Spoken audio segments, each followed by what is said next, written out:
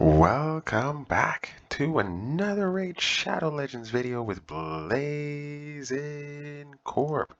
We are going to be doing Doom Tower Hard Floor 70 versus the Nether Spider next.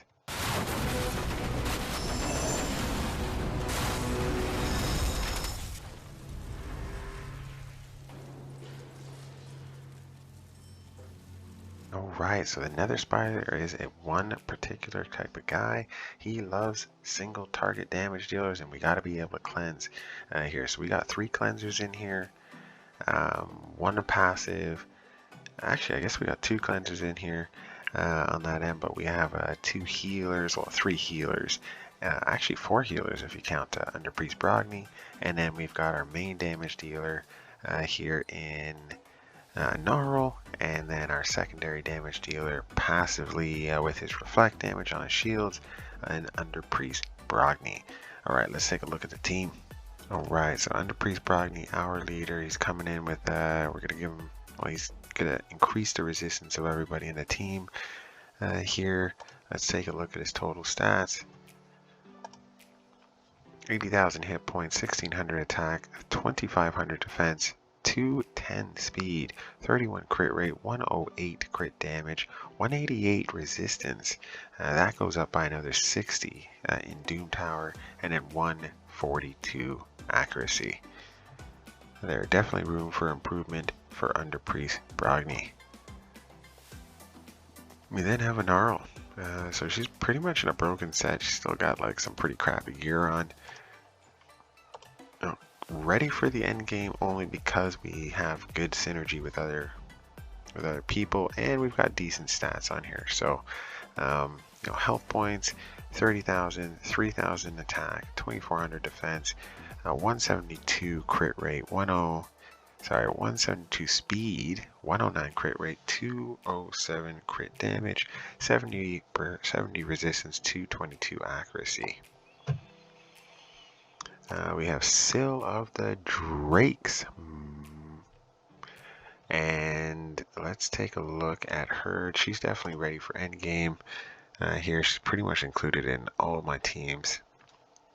49,000 hit points, 1,400 attack, 3,500 defense, 204 speed, 108 crit rate, 126 crit damage, 232 resistance, 237 accuracy. Obviously, we do have room to get her some more accuracy and resist. We just gotta find the gear for her. We've got Doom Priest now. Definitely not fully kitted for end gear, but it's got enough stats to kind of get past.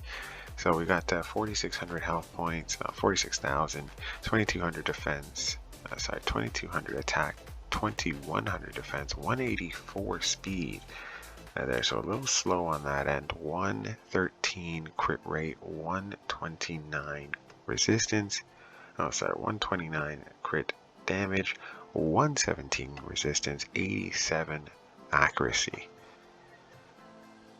And I think she might, there she is. Last but not least, Reliquary Tender. We finally started, got some of these stats to 16, got 2 more left to go, but she has lots of room for improvement. We've got 44,000 hit points, 1,300 attack, 2,800 defense, 189 speed, 45 crit rate, 66 crit damage, 95 resistance, 158 accuracy. She is in no way, shape, or form built for endgame, but the synergy is what's allowing us to bring her through. So really important there. You don't have to have the craziest gear, but you do want to make sure synergies are kind of lining up, and then the characters' kits are properly aligned, as well as having the masteries if you're not going to have the gear. Alright, let's give this a shot. Alright, so basis of this team is Gnarl is just going to hammer the boss with A1 after A1. Here, single attack. There, she's not going to use her AoE skills, and she's not going to use her combust unless there is a poison on the boss, which there never will be, because no one else but her has poisons in this group. So she's pretty much going to be hammering the boss at 8-1s. Now, benefit of that is that very consistent chance to keep HP burn on the boss there, and keep it up very consistently. That's what's going to bring our damage there. Underpriest Brogni is in here to shields, sustain, as well as his block debuffs. So that blocks the hex, not the hex, the poison sensitivity from coming onto us. So really important there that we're blocking that poison sensitivity. So that if we do end up taking a hit from the boss, it is not a massive hit that will wipe our team. Here. So really important there. Scyl the Drake is in here just in case someone dies. She can pick them back up there with that emergency skill, and then she'll just be blasting the boss with A1s. Her A1 has the chance to do decreased speed, which obviously will help our team cycle their abilities faster and be able to burn down the boss a little faster. Scyl the Drake's also in here for her passive heals, along with Doom Priest. They're doing roughly about 17.5% health every turn for the rest of the team. So they're going to be healing quite a bit. Doom Priest obviously in here, not only the heal on her passive, but the ability to remove one debuff from everyone every single turn for her. So, you know, end game build, at least for me, for her, would be having her very, very fast, just below, I would say like 209 right now, just to be a little bit slower than Underpriest Brogni. But, yeah, I still think, you know, her being fast is a good thing, because she can just remove those buffs and like put on more heals. So never a bad thing having lots of heals. And then last but not least, you have Reliquary Tender. She's in here for the non-passive cleanse here. So that's done every 3 turns. And then she can also pick up anyone if Scyl the Drakes goes down, which is very unlikely, but you never know what can happen there. And then she has continuous heals, and she has an attack down move on her A1. So that's pretty nice there as well. So we'll soon be on to the boss, and then we're just going to go, it's all about surviving here, the hits from the ads, because we're not going to be targeting them. We will passively kill them a few times, just from the reflect damage, and possibly... yeah, just from the reflect damage for the most part. We will passively kill them a few times. So you can see here they're loading us up. Luckily, we had Reliquary Tender to kind of strip that all off there, and then as Doom Priest goes, she's going to clear out, you know, any single target debuffs that happen. So this is a slow and consistent build. It's not like a, you know, a 5-second or a 10-second. They're very low turn build. Just don't have the stats for that. So yeah, I just want to put together more of a sustained team that would be able to very consistently farm this if I so chose there, which I haven't really chosen to do that, but you never know, it might come around.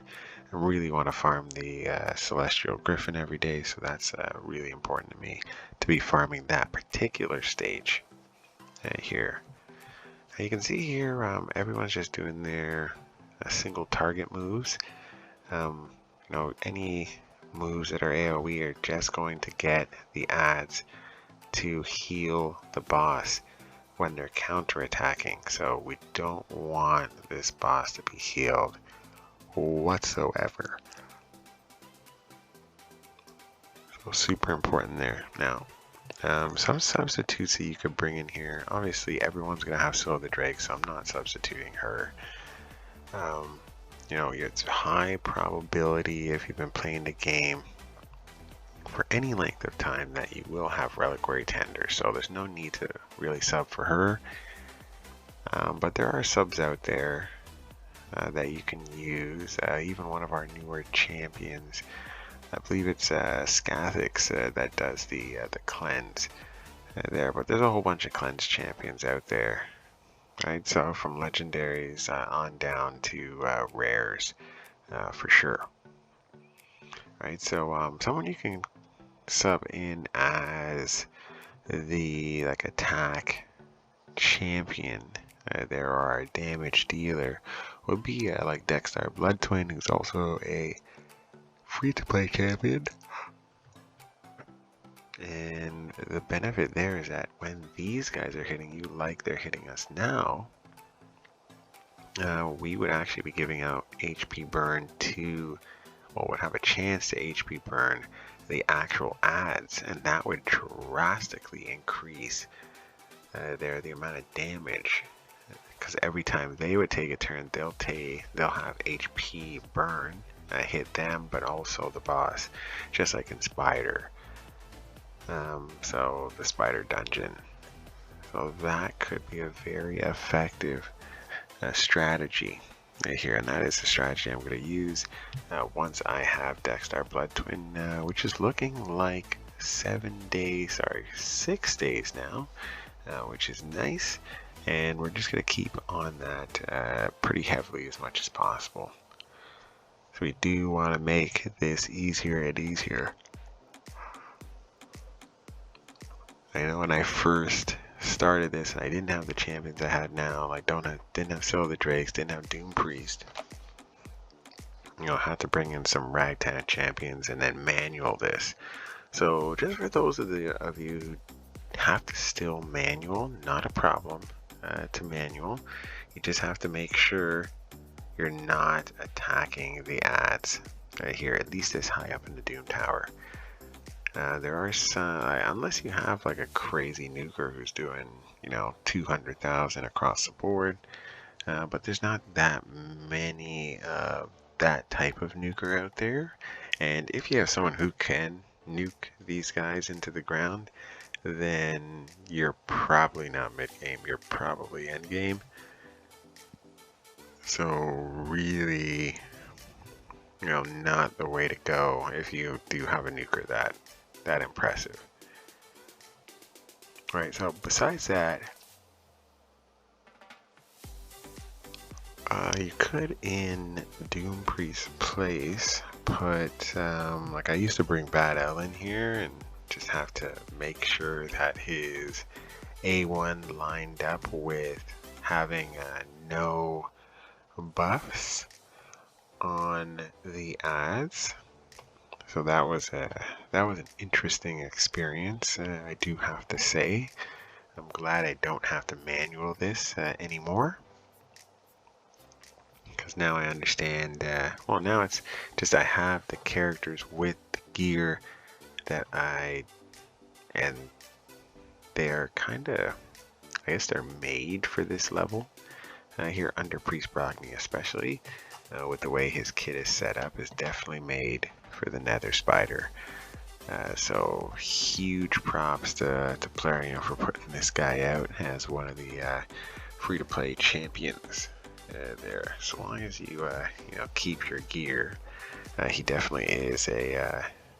So long as you keep your resources tight, you don't use them during the 2-week periods in which you pretty much don't have any tournaments and stuff like that, then you easily should be able to do pretty much every 2 weeks the event for another legendary champion. That's how I'm going to build out my legendary champions, is I'm going to be doing those events and basically trying, for the most part, not spending any money on the game here, which is, it's much more fun this way, at least for me. Krabby. Oh my goodness! Squidward! There, because knowing you could pay to win, and certain people do that out there, and that's fine. Nothing wrong with that. But I do like the free-to-play aspect of it. Here, just really having to think the game, and thinking the game is huge. I am the one, the way your son don't need. Right, so definitely having to look through the kits, make sure doing the right skills, and have it all lined up properly, that the speeds kind of match here, and just make life easier for myself in the long run, which is always super important. Now you can see this battle's kind of coming to an end here.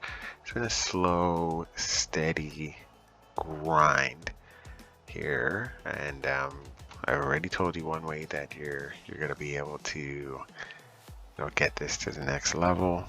Here in terms of time is to bring in like a Drexthar Bloodtwin, or bring in someone who can either debuff spread or someone who can put on a place a HP burn without having to hit the adds.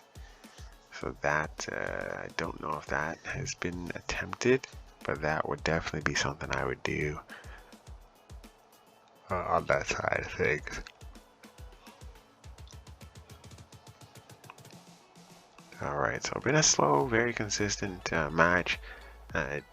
This is it's always fun, like kind of figuring out these things, and then as you get better champs, or you re-gear the champs that you already had here, and you kind of make them a little bit more sturdy. It is interesting coming back and just watching these higher levels again.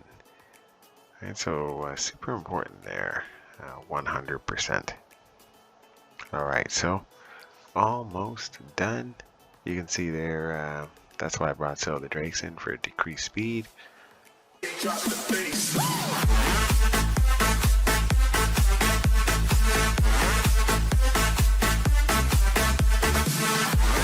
Alright, so that is all she wrote.